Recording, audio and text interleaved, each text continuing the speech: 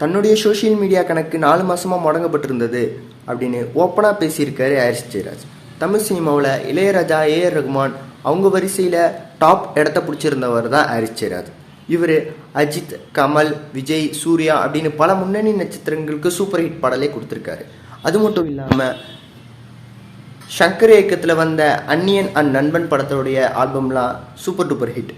அது மட்டும் இல்லாமல் கௌதம் மேனன் அண்ட் கேவி ஆனந்த் இவங்க 2 பேர் கூட்டணியில் வந்த பாடல்களும் மிகப்பெரிய வெற்றி.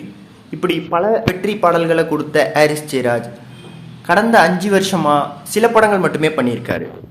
ஒரு கட்டத்தில் பிஸியாக இருந்தவர் இப்போ எதுவுமே பண்ணாமல் சில படங்களுக்கு மட்டும் இசையமைக்கிறது ரசிகர்கள் பலரையும் வருத்தத்தில் ஆழ்த்தியிருந்தது.